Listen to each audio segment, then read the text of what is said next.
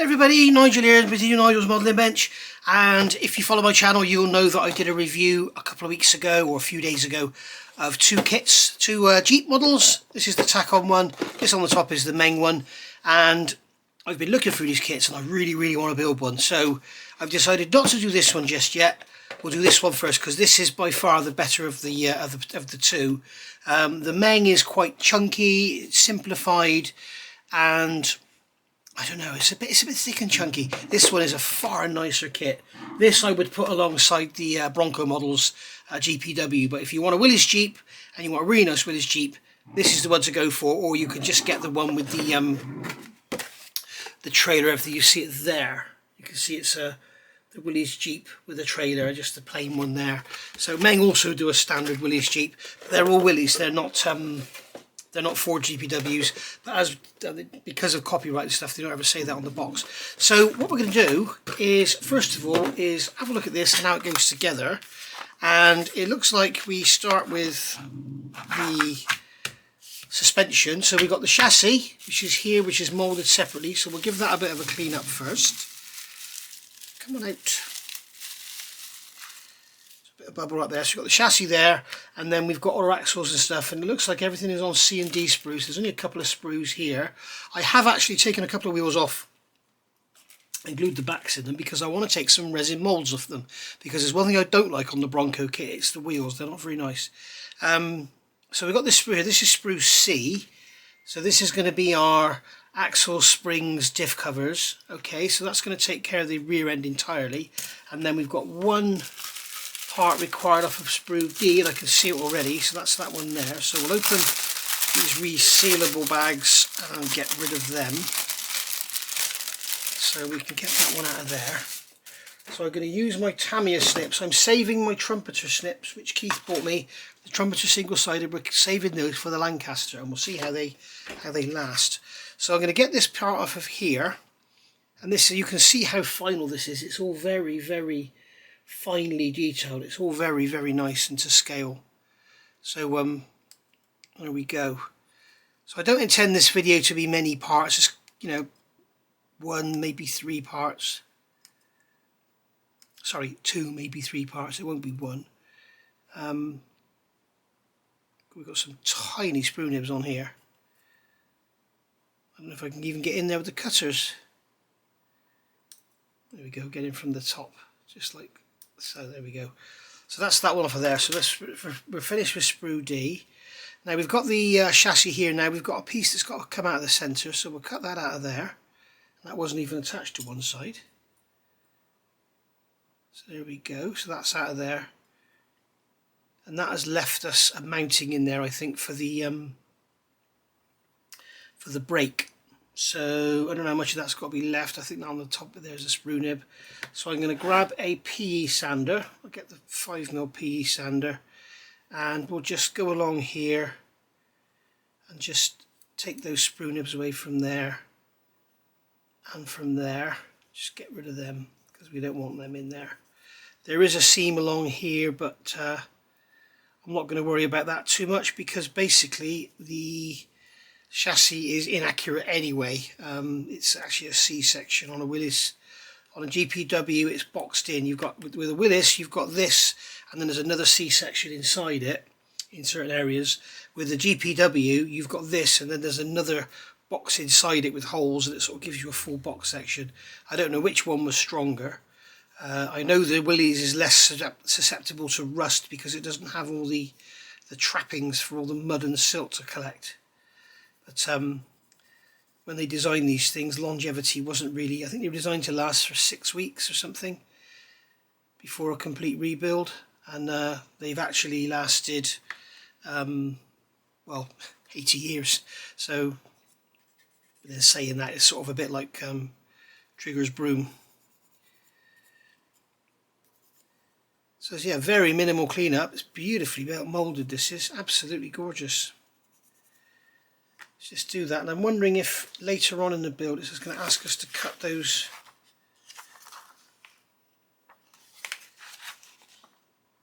I wonder if it's going to ask us to cut those bumperettes off. No, it's not. That's the other one. So basically here on instructions we're going to do our axles here. So we got all those bits and pieces. So I'm going to get these bits off the sprue, get them cleaned up, and then I'll come back to do some building. Okay, I've got these parts here now. I've got them on a please do not bend envelope so you can see them. You can't really see them against the green background. So what I'm going to do is bring you in closer so you can see all this closer up. There we go. So we can see now on here, I use tweezers so as not to get my great hands in the way. On these front leaf springs, one of them has got this extra spring on it here. You can see on the side it's got another spring, and that's called the torque reaction spring. And the reason that's there is when you brake, the front axle twists. Okay, the front axle twists. Where are we? It twists. Okay, and then as it twists, this end of the steering arm here, let's put this down so you can see what I'm talking about. God almighty, this is also small. Right, this end here is attached to the steering box, the drop arm on the steering box. So that's fixed because you're holding the steering wheel. So what happens is as the axle twists, it pulls this, because this is mounted to the axle here, okay, and this is a pivot. So this pushes forward, which operates that bell crank. So when that pushes forward, it turns that bell crank and the wheels are steered right. When you pull it, it pulls the bell crank and the wheels are steered left. So basically what happens as you brake, the axle twists under torque, and it twists up the springs. And what it does, because it's twisting, it pulls on this here, but you're holding it solid, so it has the effect of putting the wheels to the left, which is basically pushing the driver into the centre of the road. So, or in the case of the UK, it's going to push you in a ditch. So what they did, they fitted this torque reaction spring, which is it's basically solidly mounted to the, well, not solidly mounted, but it can't pivot, so it can't swing. So it's mounted back here. So what it's basically doing is as you brake, it stops the axle twisting and it saves it from actually driving you off the road. So that's what they're for. And then we've got the axles here with our diff covers and everything, cast diff covers, which is nice.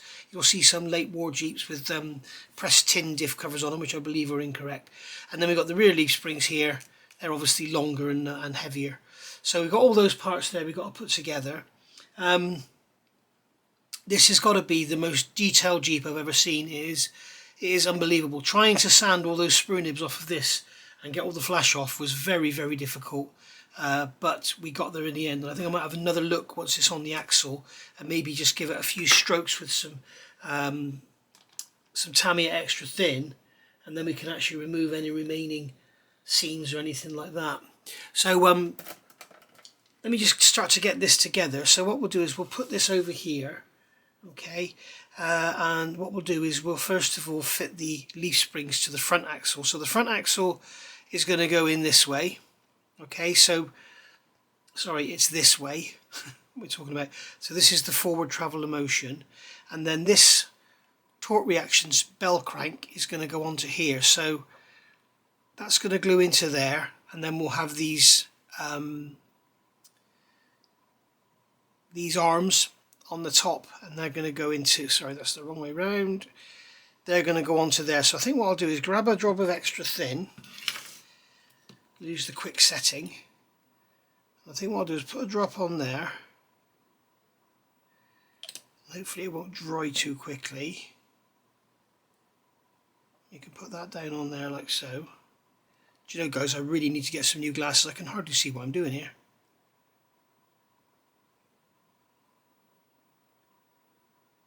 It needs to go over there, like so, and then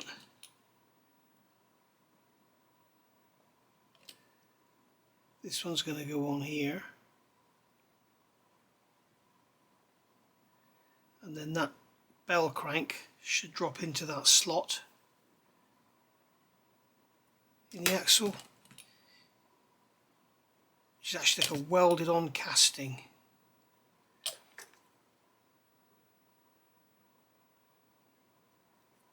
There we go.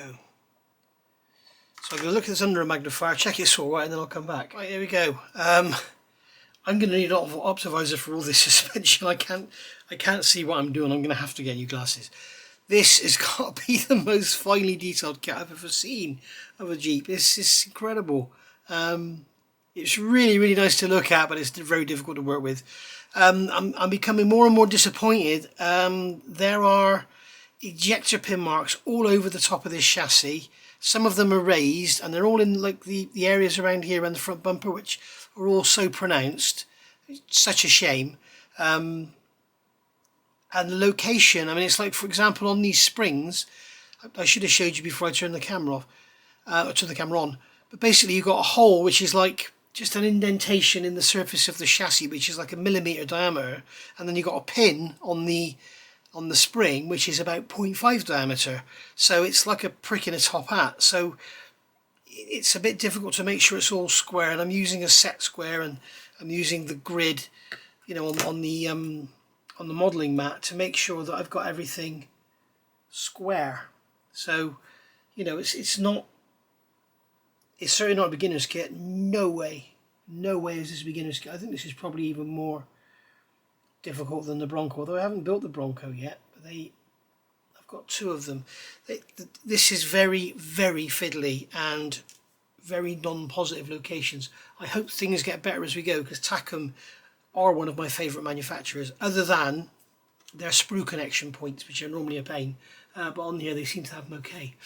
So rear axle is basically the same thing. We've got a rear axle, we've got a diff cover to go on, so we can just take away the sprue nib there on the side. Got a bit of a raised sprue nib on there and on there. Okay, and then we can put you've got a very positive location for the diff covers, which is not, you know, they've got a positive location for the diff covers, but nothing for the axle to the chassis joint. It's all a bit ass backwards, really. No,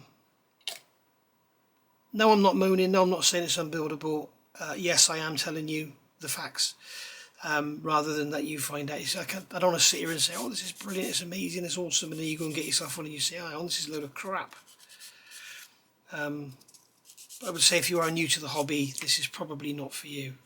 So we've got to get the rear springs together now. So if you look in the instructions, you can see they've got these sort of C-section spring hangers in them, which are very strange. Most of the old relic ones you see going around that have all been fixed by Bubba a million times, they don't seem to have it. So they've been replaced with something else. But there we go. So that's going to go in there, and a bit of super glue, not super glue, extra thin in there, just to hold that temporarily. And then I'm going to put a drop of extra thin on here, bring this spring up, get the right hanger at the right end, and then that's going to go in from the side like that. Again, you can see it's just there's nothing very positive at all about this. This is where the Meng would be a lot simpler, because it's more chunky. So, you know, you pay your money, you take your choice. You can either have detail and a swine to build, or you can have, you know, not so fine detail and have a bit of a bastard to build.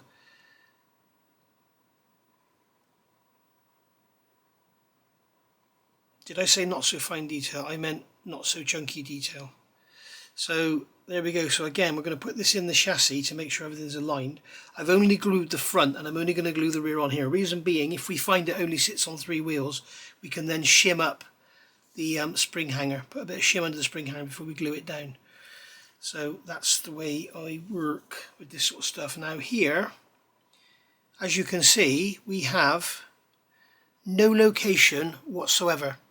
Okay, if you look on the back of the chassis, there is nothing, and on these spring pads there is nothing, they're just flat. So we have no location whatsoever. The instructions show like a couple of cutouts or something, or there is a recess there. So what we'll do is we'll put a drop of extra thin on here, and we'll put a drop of extra thin on here, and then when we sit these hangers down, they should stay in place, right?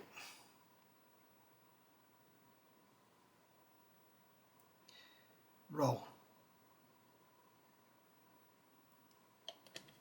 So we just want to put some glue on there just to get it to bite. You know, when you get that bit of stringiness, that bit of gunginess to it, you just want it to bite. But you can see as soon as you touch it, it's all just flying around the place. You know, I've managed to lift that side up now and pull it all away, and let's concentrate on this rear corner. See now the spring's falling over because it's got no location on the axle. It's a bit of a bear, this, I tell you.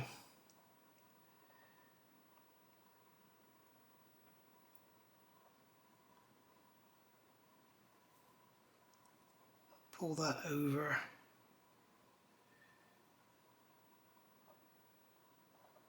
There we go. So you can see I've basically got the rear spring hangers to bite. That's what we want.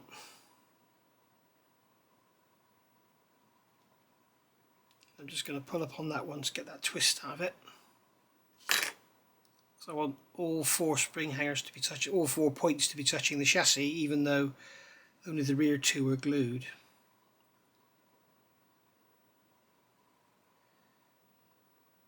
Bit of a twist that way now. There we go. As you can see, we've now got, even though it's only the rear 2 that are glued, you can see we've got the rear spring hangers and both the front spring hangers front of the rear axle almost touching. Just needs another little tweak. Little pull. There we go. So I'm going to get this under the magnifier now, make sure I've got everything nice and square, and then I'll come back. So there we go. You can see I've got the chassis sat on a couple of steel blocks. So it's sat there now, just resting on the ends of the axles. Everything's nice and square. All 4 are touching. So just going to leave that now. Leave that for 12 hours, 24 hours. Let the extra thin go off. There's quite a lot in each of those joints. You've got to remember that when you put it in there, it goes in and the plastic becomes jelly and it all sort of welds together. You need to leave it to go hard before you start messing with it, or you'll pull it all about and just fall apart. So my next plan is to get it all sat like that. When it's all square, I can glue those rear spring hangers in, leave those to dry for a few hours, and then I can go around and start cleaning everything out, because I've noticed we've got a lot of seam lines and a lot of I don't know, a lot of odds and ends everywhere, especially from this sprue here, from the D sprue. There's a lot of flash on here and seam lines and stuff. It's a beautiful kit, don't get me wrong, it is beautiful, but it's not crisp. There's lots of ejector pin marks and lots of seam lines and flash and stuff, but that just could be my example. But anyway, no worries. But anyway, I'll see you I'll see you tomorrow. A couple of seconds for me, or for you. 20 hours, 24 hours for me. Okay, so here we are. A couple of days have gone by and this is all nice and solid now and all stiff and everything's all set. And I've taken it off the blocks and it's all nice and true. Now I still haven't glued the inner ends, if you like, the more central ends of the springs into place. I've left them loose, as you can see there. So basically what we can do now is leave those until we've got the wheels on, and then what we can do is make sure all the wheels are on the ground. We'll put some slow setting cement in there, put it on the wheels on the ground, tiny bit of weight, and then we know that all 4 wheels are on the ground. So moving along now, what they're talking about now is building up the wheels, which I'm not going to do. I don't want to put the wheels on yet. Shock absorbers obviously not going to fit them until I know which height the springs are going to be set at, because they could hold everything. And then we're doing the same on the other side, fitting the front bumper, which we could do, I don't need to worry about it. Let's start looking at the engine. So in case some of you are wondering as well, I really want to build this and I really want to build the Lancaster, so I thought, why not just build both? So what I intended to do is sort of a Lancaster video and then a Jeep video and then a Lancaster video. Obviously the Lancaster is going to be sort of one of those sort of 15-20 part videos. This will be, like I say, 2 or 3. So we need to get the engine parts off the sprue, and they're going to be on this sprue A. So A is obviously a generic sprue for all of the different Jeeps. So this is the armoured one, as you know. So we'll get this sprue out of the bag. Check the bag over there out of the way. And we will get my Tamiya cutters, not the trumpeter cutters. We'll get my Tamiya ones. They're the trumpeter ones. Because we've got to use the trumpeter ones solely for the Lancaster, because we're going to see about life, see how long they last. So we can get these bits off of here. That's our engine side blocks, and then we've got our sump, which is here, and the sump already has that pan on the front, which is the to protect the front pulley, and then we've got the bash plate that goes on the bottom of the sump, which is 24, which is here. Okay. So there we go. We can see this is one of the things I talk about with Takom. Alright, I wish I'd shown you this before I took it off the sprue. This is the sump bash plate, okay? And you can see that this is the side that's going to go up against the bottom of the sump, and this side is on show, and yet they've put the sprue nib onto that face. You can just see that there. That sprue nib is on that face. So we've basically got to cut that off and sand it away carefully and not leave any marks behind. So, you know, it's a bit daft. I don't know why they couldn't do it on the other side, because then it wouldn't matter, because the other side is sort of up against the sump and, well, it's up, you're not going to really see it. So it seems a bit daft. But they've got a nice thinned out section on there. I'm also going to take away, again, we've got an ejector pin mark there which is raised. So we'll get rid of that. And there's another one there which is raised, so we'll get rid of that. Be very careful with these ejector pin marks. And then that is basically going to go on to the sump, like that, with the edge, fore edge facing up. And that's just going to sit like that. This is a very, very nice kit. The only thing it's got missing there's no drain plug in the sump. So this one's got a permanent lubrication. You could never change the oil. It doesn't need to be changed. Either that or it burns so much oil you never change it. It just runs out. So there we go. So we are. Something else some of you may not know. As you know, on your modern day car, cars for years, basically you have an oil pump and oil filter, and it pulls the oil out of the sump, pumps it through the pump, pumps it around the galleries, in through the oil filter, and then in through the engine. So every bit of oil that comes through the pump goes through the filter. On the Jeep, it's a partial system, so it pumps oil around the engine, and some of it gets passed through the filter, and some of it doesn't. So it sort of goes from the oil gallery through the filter and then back into the sump. So potentially some of the oil in the engine could never be filtered. It's a very very strange system in today's standards, but obviously it's what they had in those days. And the oil filter is massive by today's standards. You know, these modern Japanese cars now, they have these filters like this, don't they? And yeah, very funny. There's lots of funny little things about Jeeps, but they are great little vehicles. It's like they're 2.2 litres or 2.1 litres, I can't remember now, and they're like 60 horsepower, 58 horsepower, something. It's crazy, absolutely crazy. So they're going to go, those halves are going to go together like that. Very, very tiny location pins, absolutely minuscule location pins. Can't even hold it together, come on. Wow. Okay, so we'll get some extra thin into there, so we'll just run some up there. Whoops. You see what I mean about these small location pins? Run some in there, run some in there. Slap it on, as Ted would say.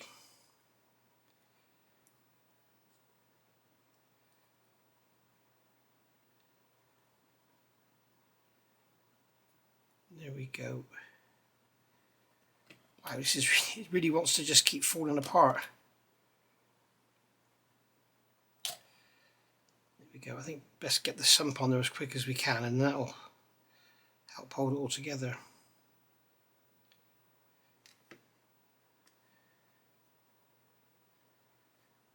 There we are.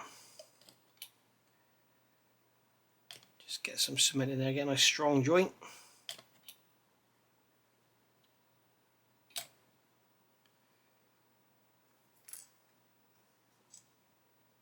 There we are.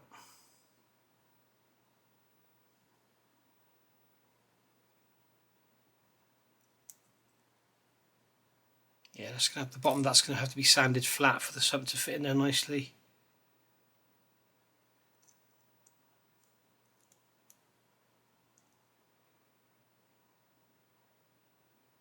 And they've engineered it in such a way that it'll only go in one way. They've put two little steps in there, you see, and there's a cutout in there, so you can't fit the sump the wrong way, which is a nice touch. It's nice to see these kit manufacturers thinking rather than just boof boof boof banging kits out. So that's that. So now we can build up the gearbox, as huge as it is. That's A52 and A51. There's those two there. and we want the bell housing, which is A2, so that's going to be up here, and the starter motor, which I might leave off because that's going to be black and everything else will be green, so I may leave that off at the moment. Right, so got some pretty nasty ejector pin marks on here, I think. Or have we? Yeah, there's some big ejector pin marks coming from the middle out, so we just break them off. Come on, out. Get out and pay your rent. Right. And then the same here, just to stop them fouling up. And then the gearbox is going to go together like so. If you notice, I haven't taken the sprue nibs off because we can do that after when we clean the seam. There is no seam down the middle of the gearbox, and there's also no seam down the middle of the engine. The gearbox is like sort of one complete case, like a big bowl, and then you've got a top plate going on. And that's it. And literally, it's tiny. I could literally put it down here now in front, and it's about this long. Literally, it would fit on the bench right now in front of you. So yeah, it's tiny. Okay, so that's the gearbox, and then that's going to attach to the bell housing, which I think I'll do because I've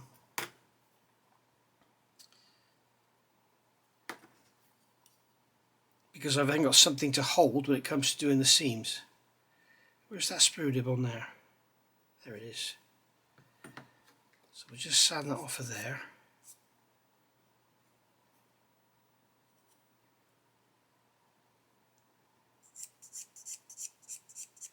I really do need to get glasses, guys. I can barely see this.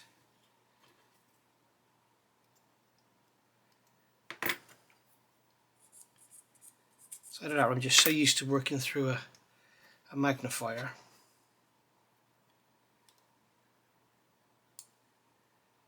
And yeah, things with this and the Lancaster might be a little bit slow to start with, because at the moment I'm in the completing sections of the Land Rover, as you can see from my fingernails. So once that's back with its roof on and parked up outside and I can put the Mustang away, then we're back to the bench because the weather's going to turn. But at the moment I want to get it out of the garage and I want to get the Mustang put away for the winter. But I don't want to put the Land Rover outside without its roof on. And I can't put it in the garage with its roof on because it won't fit, it's too tall. By about 15mm, which is annoying. I could let the tyres down, I know, but can't be bothered. Okay, so that's that fitted in there.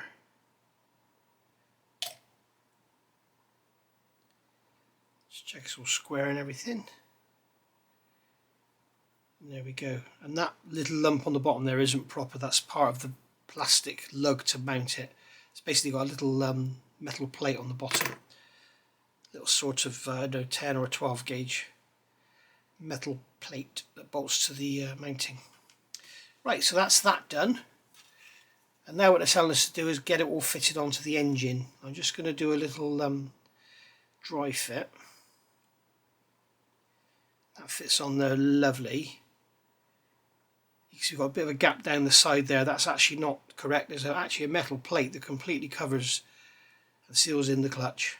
And there's a metal plate on the front as well, which is what the engine mounts on, which on here is part of A3. So A3 is here, and you can see on this piece here, we can see we've got the little timing chain cover there.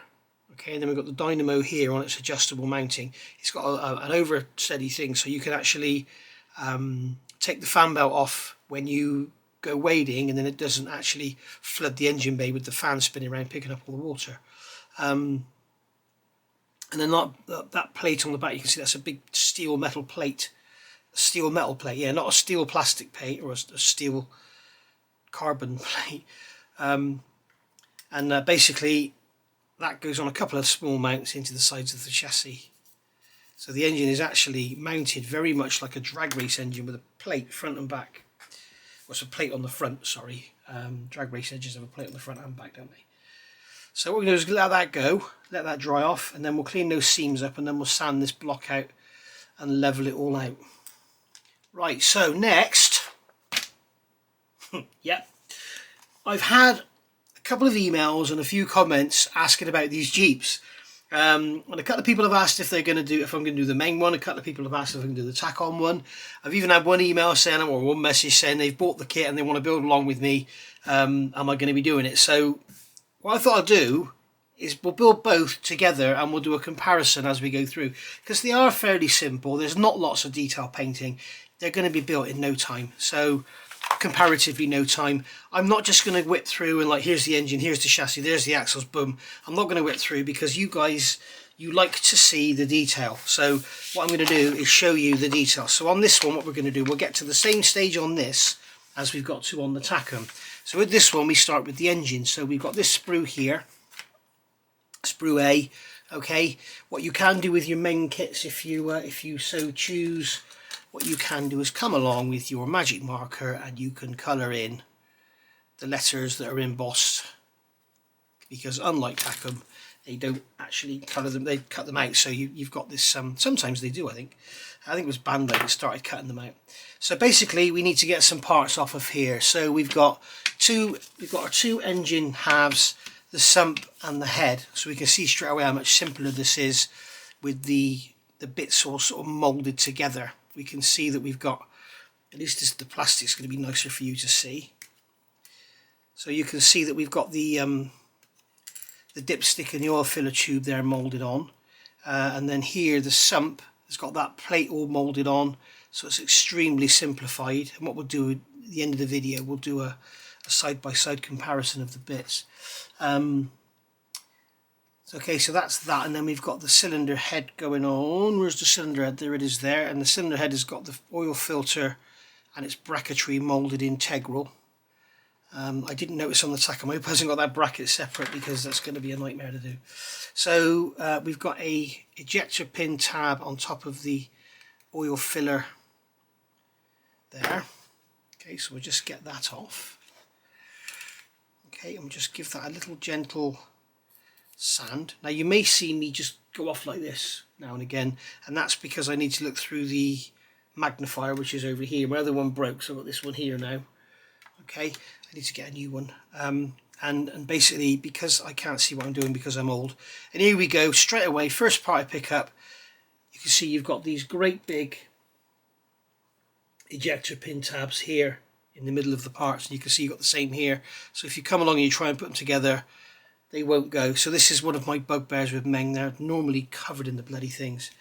So be a little bit careful, be a bit wise to them. Just break them off or cut them off, whatever. Obviously if the parts are a bit flimsy, it's better to cut them off than break them off. But they're a complete and utter pain in the arse. So make sure they're not causing you any issues, especially when it comes to like putting stuff like engine halves, chassis rails together, wings together on an aircraft kit, because they will ruin your day. Now the fit isn't bad, but it's like the faces aren't quite flat, so I'm just going to quickly, with my little PE sander, I'm just going to quickly go over these faces. There's maybe some ridges or bits of flash or whatever on there, so we'll get rid of that. And then we'll get the engine halves together, and you can see on here straight away it's much more chunky, the plastic's thicker, we've got proper location pins and holes. So on the whole, I think basically if you're a beginner, a novice, fairly new to the hobby, I think you'll probably struggle with that Takom kit a bit. This, if you want to build yourself a flamethrower Jeep, I think this is the only one on the market, but you know, this will be a much better way to go if you just want to build yourself a special Jeep rather than just the ordinary, you know, Jeep towing a trailer or something. So we can just cut that off of there. In fact, I can get my PE sander and just get in between there. This is where these things come in really handy. And because they're hard, because they're stainless steel, you won't end up leaving a big trench down the side or something like these sanding sticks. As much as I love them, the Flory sanding sticks, they're not hard. They're not as hard and flat as these, so you know, you won't get a nice flat surface with a sanding stick that you will get with a PE sander. and then that sump's going to go on there, and as you can see, once again, we're going to need to sand that. And it's not a brilliant fit. It doesn't just want to go in, it wants to pull itself out, so we'll have to do some work there. So what I'm going to do is come along and sand the bottom of this engine block.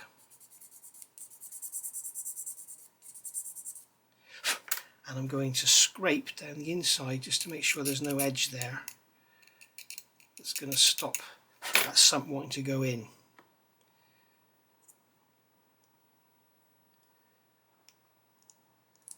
Got a piece of plastic flash sticking out of there.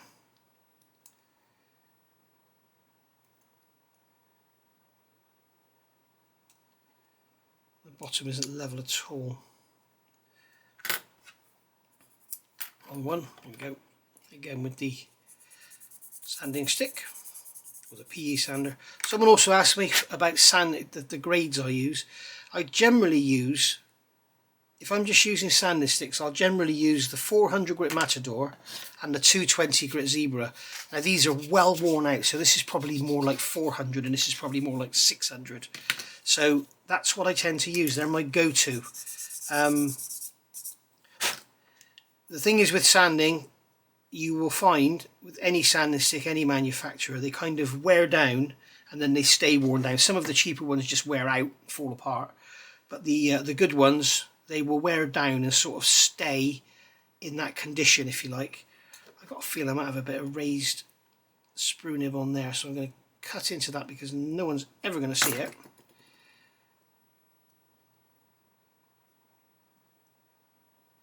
That does not want to go down there at the back for some unknown reason. It's dead flat. I'm stroking across it, knife across it, and it's not cutting into anything.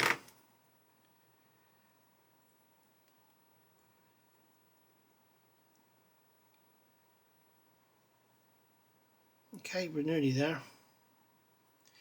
I'll use the quick setting so that I can hold it in place. Just run some of that in there. Run some down that side. And then I can hold that in place.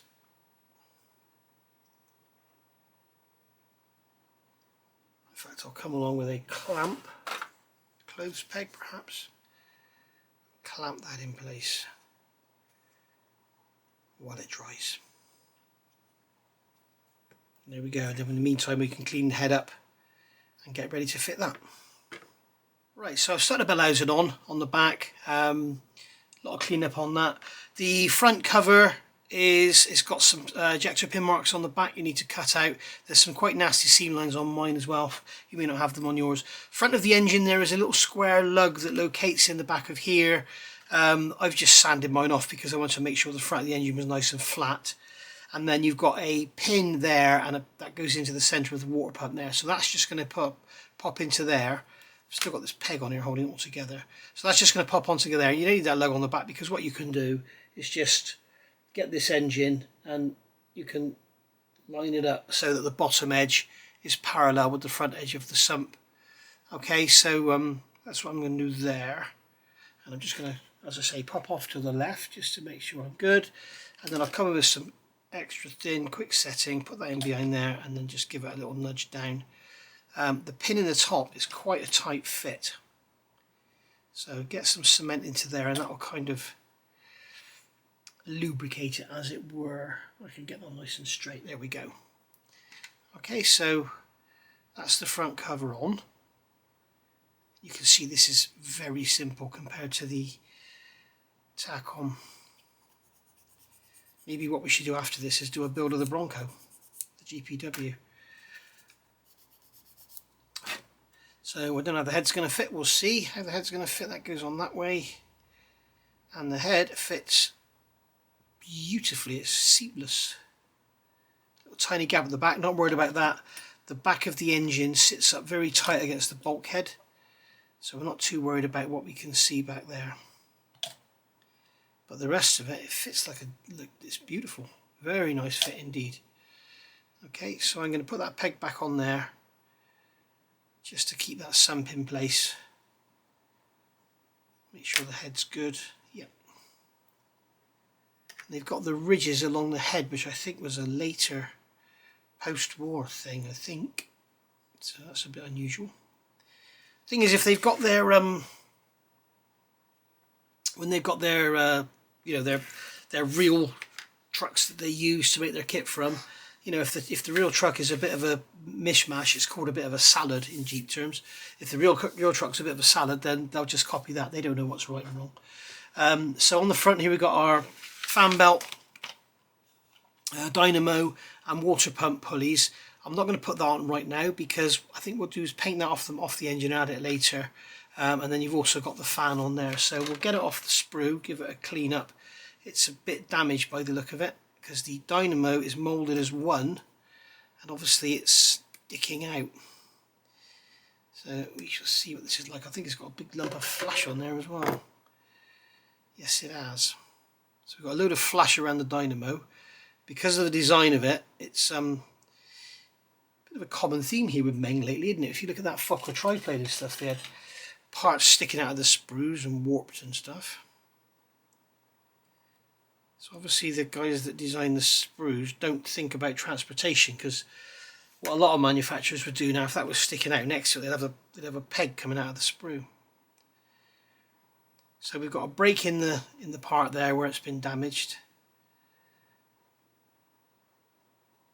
Just clean off those sprue nibs. So I'll get this cleaned up, get the fan glued on, and then I'll come back. You don't want to watch me do that, do you? Okay, so we've got the transfer case off and cleaned up. We've got our fan belt and everything with the dynamo there, and I've got our inlet manifold and exhaust manifold there. So we're going to get these all on now. Now I know we're going a bit forward here from where we were with the Takom, but Takom's got to dry. So you're watching this kind of in real time. So this is going to fit onto the back of here. Now I'm trying to remember, yeah, it goes that way, doesn't it? So the transfer box is going to go onto the back of there. So we'll get some extra thin quick setting on there to work bloody quick because it dries so fast. Okay, and then just put another drop in there and let it capillary around.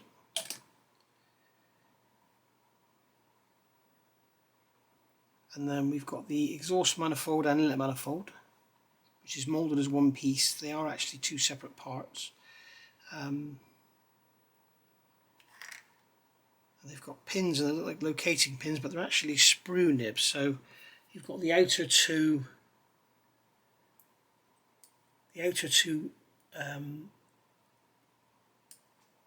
ends of the manifold, the exhaust manifold, have. So I'm just going to clean that up. Have pins on them, but the inboard ones look like they had pins on them as well, but they're actually sprue nibs, so they've got to come off. Make sure they're completely gone. Yes. And then we'll just quickly test fit it because we don't want big gaps in that. It'll look horrible. Make sure we get it the right way up. That's going to fit in like that. As we can see, that's a lovely fit. Now, depending how old you're doing your Jeep, it all gets sprayed in olive drab and then the paint burns off the exhaust. So the exhaust, for those that aren't mechanically minded, the exhaust is the outer part. So this area here just going over the top, that's the exhaust, and then this here is the inlet manifold. Okay, so this would stay olive drab and this here would turn a rusty colour. There we go. So it also suggests the instructions here fitting the downpipe. I don't want to do that now. I want to do that when I'm ready to fit the rest of the exhaust, because obviously it's easier to get it all lined up together then. And then obviously we've got this fan belt assembly going on the front, but I'm not going to fit this yet. I'm going to leave it off for ease of painting. It'd be easier to paint the fan belt separately, but we can see there what it's going to look like. You can see it all there. So there's our Meng engine pretty much built. Okay, 1, 2, 3, 4, 5, 6, 7, 8, 9, 10 parts. Okay, now the Takom engine is a different story. So that's our engine put to one side. So we can now start looking at the chassis. Now the chassis, they're telling us we need to cut these little I've forgotten their names now. We cut them off the back. So we get the chassis off the sprue.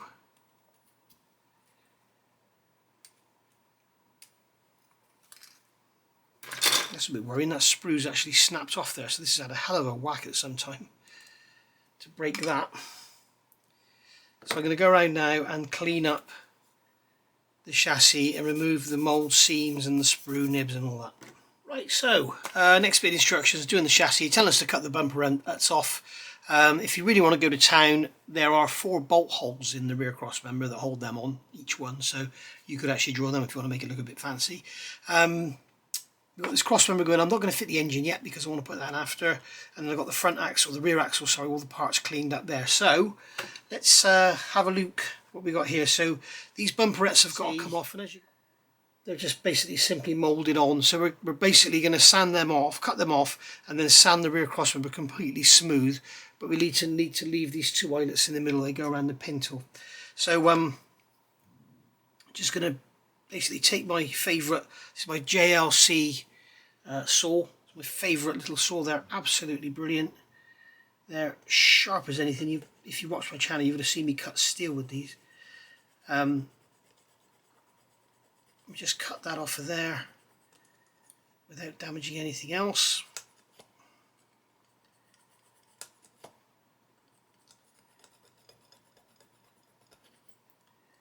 There we go. That's that off. And then we'll just turn it over and do the other one. Make sure you've got the cross member rest, because if you hold the chassis down, the cross member is up in the air and you might bend or break something. So just getting nice and close.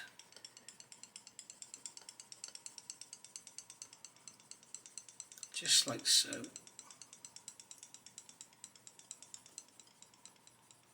As I say, watch your stroke. You don't want to be cutting off those little eyelets that go around the pintle. There we go, so that's them gone. So they can go in the bin. And then we can come along with a knife and just cut away some chunks of plastic. As I say, I'm cutting into my thumb. It's something I've learnt to do. If you're new to the hobby, don't do this because you will cut yourself. I think I need to put a new blade in here actually. Just cut some chunks of plastic away just like that, supporting the cross member as we go.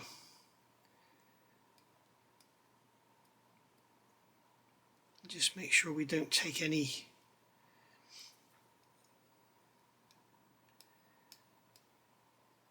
it down below the surface.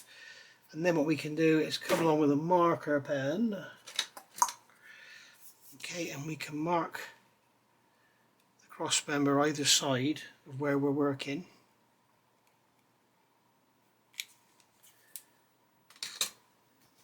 And then come along with a nice hard stick. I'm going to start off with a 220, and I'm just going to, in one direction, sand it. The reason I'm going in one direction, if you go like this, you will tend to do this kind of thing and you'll end up rolling off the so just go one direction,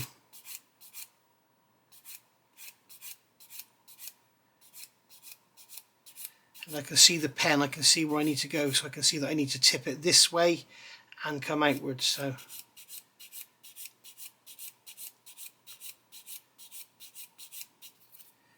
okay, that's that one done. And we do the same on here.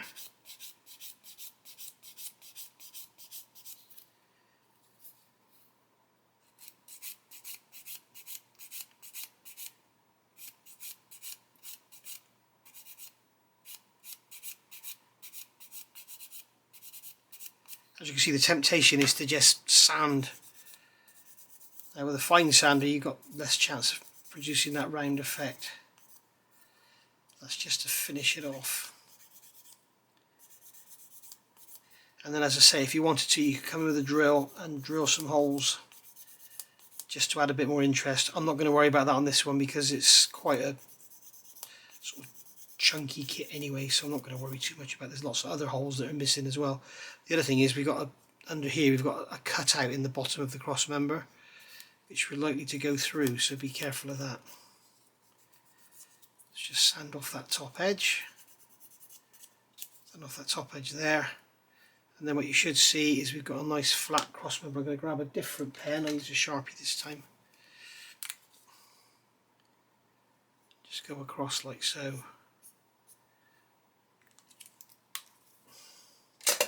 As I say as well, be very careful when you use marker pen. If you don't sand it all off, you will end up with it coming through. It'll come through your primer, it'll come through your paint, it'll come through everything. So make sure that when you do, you sand it all away, like I'm doing here. And we can see that we've got an edge there, so I may actually have to put a piece of plastic in there because that is so thin. I'll show you close up what I'm talking about now. There we go. So that's those bumperettes gone, and I can show you here what we're talking about. I don't know if you can see it in the light, but there's in this area here that I'm pointing at. Come on, camera. In this area here that I'm pointing at, there's like a square slot in the bottom of the cross member. So as you sand, it becomes very, very thin. So I may just have. In fact, what I'll do, I'll put some super glue in there. I'll get some super glue.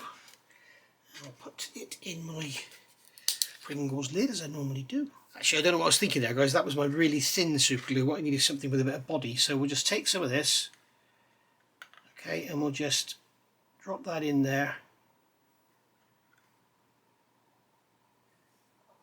All right, now get a cotton bud and wipe off the outer surface. Just going to force it into that slot, just like so, and then we'll take some accelerator.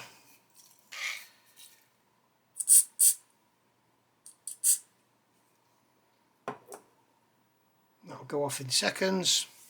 I wouldn't normally use super glue, but because it's not going to be seen, it's underneath. Okay, and then once again we can come along with our pen, run along that edge, and then what we can do is sand away until all the pen is gone, and then we go, now we've got a flat surface. There we are. And underneath we can do the same. We can get the pen, come on with the pen, just run the pen over there,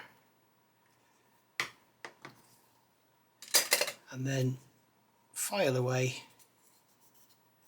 or sand away until all the pen is gone.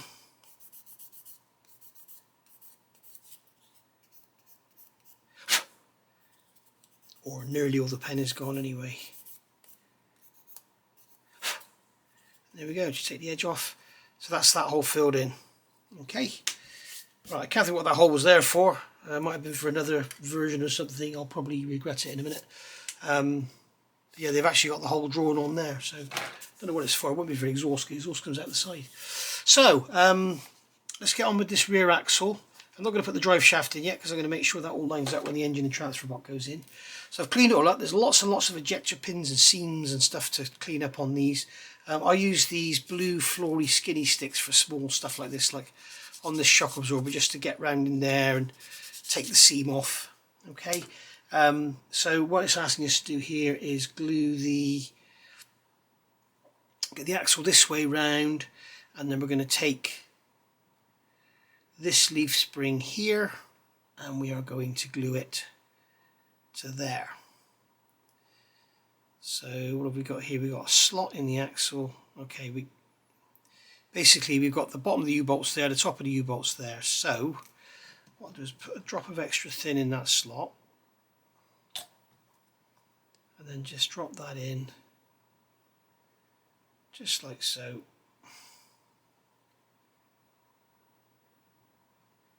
And there we go, and then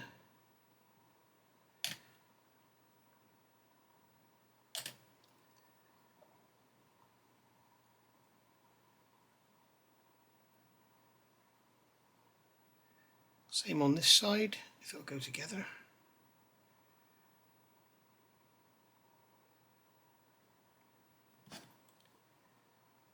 Get some extra thin around there, let it weld in there, make it nice and strong. Because we don't want them breaking away. They are above the leaf, so obviously when it's stood on its wheels, it's that glue joint is under tension. And then what I'm going to do is stick this differential on the front. Now on here you can see you've got a little peg inside there. Okay, there's a little peg. Come on camera, you can see it, you can focus on it. There's a little peg inside there, And on here you've got like a U shape, so obviously the peg goes in the top of the U. So again, good bit of engineering. Whoops, you can't do it wrong. So we'll just put some glue in there first. There is an ejector pin mark in there, but it's under the surface. Should have put this on first actually, then I wouldn't be knocking the springs all over the place, would I? Duh. Alright, and then what I'm going to do is grab the chassis and fit this in place. Now this is a lot more positive than the Takom. Now the shock absorber's got the outside of the chassis, and then the springs will obviously sit in these cutouts in the chassis. So once again, what we'll do, get that out of the way, we will get some extra thin in there, we'll get some in there,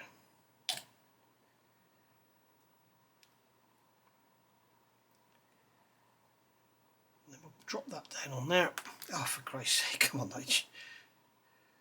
Throwing it around the place. Shock absorbers go on the outside of the chassis. That's going to go into there, like so. That one's going to go into there, like so.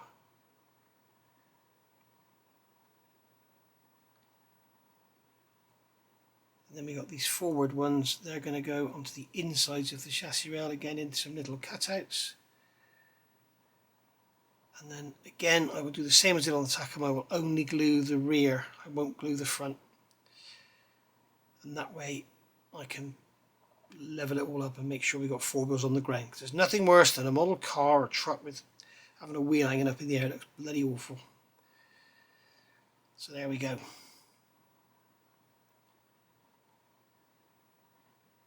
So that's them in place. I'm just going to grab my tweezers and give that one a little squeeze because I think it's over to the inside a bit.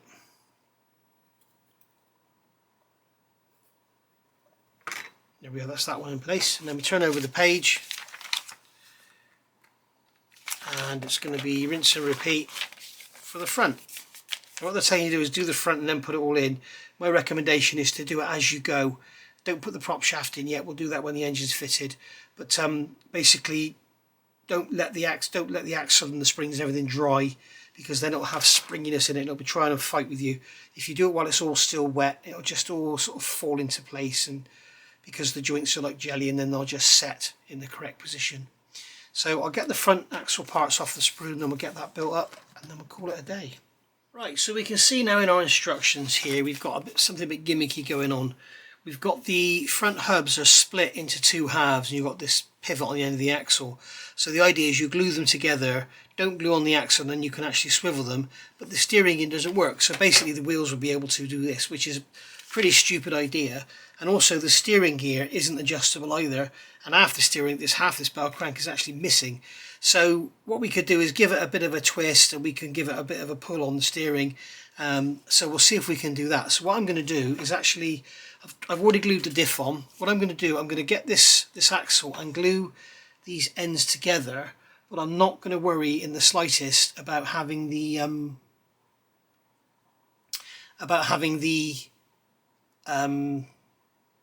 what am I trying to say? About having the steering working. I don't want to be able to play with it. Make sure you get them the right way around. As you can see on there, you can see there that the line of the axle is followed along the pin. If I put it the other way round, if I get it in the wrong way round, you will see that if I put it in the wrong side, oh, okay, whatever I do, it comes out right because they've obviously got the pivots in the middle right. Okay, so I'll just shut up then. So I'm putting these together like so. Okay, and then this one's going to go onto there like that, and then I'll get a tiny drop of extra thin. Just put that on there like that, and then what we can do, if you do want to have this working, just put a tiny drop of extra thin on each side. Okay, hold it, and while it's drying, just keep doing this. And any glue that does get in there will soon break away. Alright, now I'm not too worried about it, so I'm not fussed. So basically I'm going to put this in the same way. So you can see how one half's got like a pin on the front, and the other, I'll show you in a minute, one half's got like a pin and the other half's got like a flat on it, so make sure we get them both the same way round.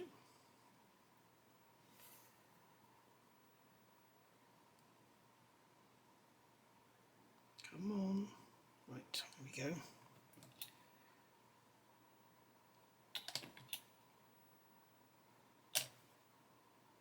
We just get them together like that.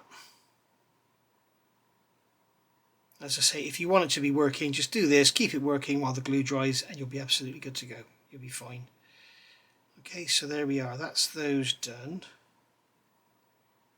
You can see on there we've got the kingpin inclination.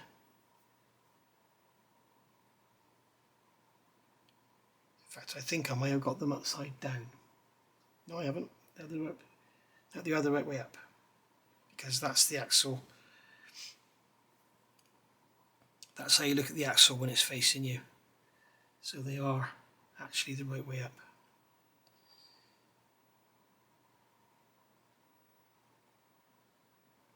No, actually they've drawn them wrong, I believe. Let me just go and check my references. I did get it right. Basically, when you look at the front of the axle, so okay, so this is looking front on. It sits on the leaf springs that way up. So the leaf springs go underneath. The engine will be here. When you look at it, you want to actually see that the actual the angle at the top. So you've got the kingpin inclinations angled in at the top. Okay, so then we can actually fit the steering gear. All right, and that is going to be a little bit fiddly as it was on the Takom. So I think what I'll do is put a drop of glue into this recess in the axle,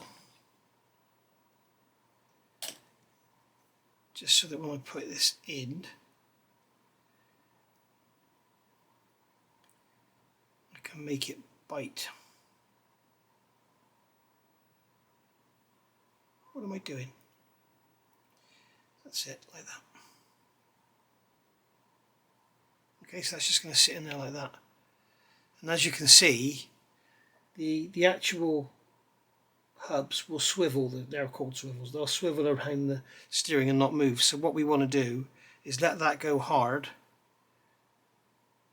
and then see if we can sort of twist this around and give it a bit of a lock, because every other Jeep you see the wheels are always dead straight, but this one's actually giving you the option to steer them, but I don't want the wheels to be like this. So so there we go. That's all nicely done. Okay, so we're going to get this, now we'll get these springs on. So we've got our axle sat like that. Okay, we're that way round, and it's telling us to put that spring on that side. Okay, so shock absorbers go forward of the axle.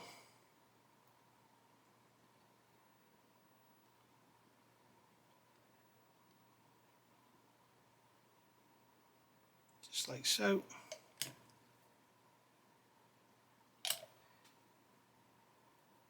And then this is getting harder and harder to hold with my great big stumps.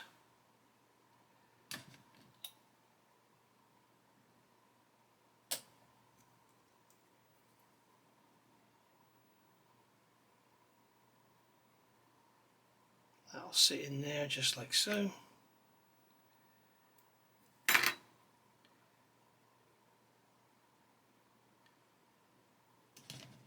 Again, I'm not getting much glue on my little tiny Tamiya brush.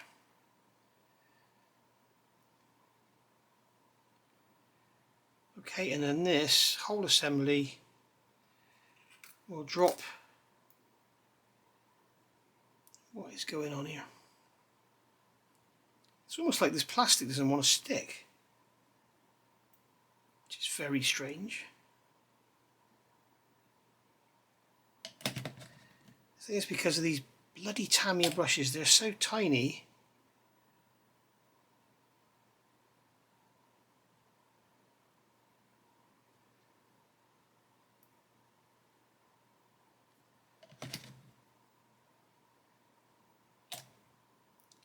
You get next to no glue on them.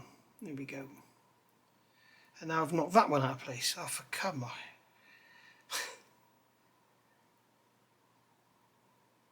This is where it's nice to have the old school tammy with the great big pin and hole. You can't go wrong. So I'm going to drop that into there. Okay, I'm going to, these shock absorbers have to go on the outside of the chassis rail. Okay, so I'm going to put some glue in there, like so. Can I please have some bloody glue on the brush? Right. Just like that. And then we'll drop that one into there. Drop that one into there. Make sure the back ones go in as well.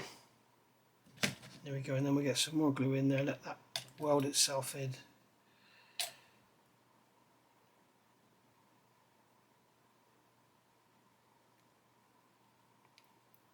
There we are. Quick look at the front, make sure everything's nice and square. Bit of seam cleanup to do there afterwards. There we are.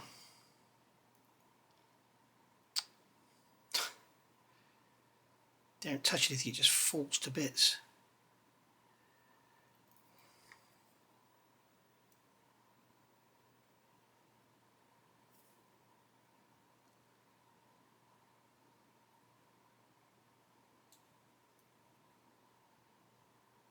There we are.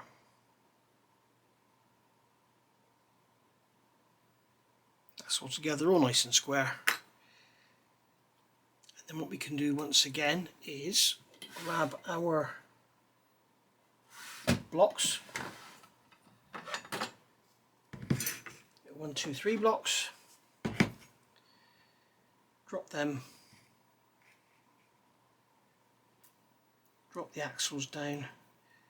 Just steer that one round straight, and I'll get the actual pin that sits in the wheel there. On the back we use the axle shafts, and then we'll just have that all lined up.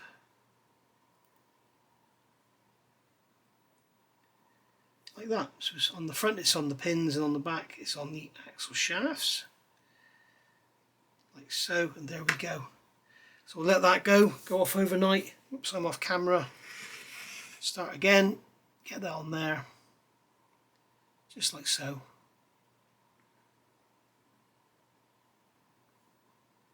That'll just sit in there nicely now. If this bloody steering would stay straight.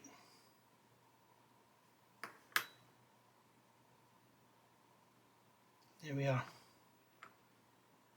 We just let that all dry and then come back to it tomorrow. So I'll call that a day for this video. So what started out as being 1 has ended up being 2. So and as you can see, we're changing the build sequence a little bit. We've got our engine here now, which is pretty much all done and all dry and everything's together. So that's all looking nice. I'll get that all painted up, and that's just going to drop in there and sit in there like so. Sort of idea, you know what I mean. And that will be that. So thanks for watching, guys, and I will see you all soon with part 2. But before we get part 2, we will have part 2 of the Lancaster. Bye for now.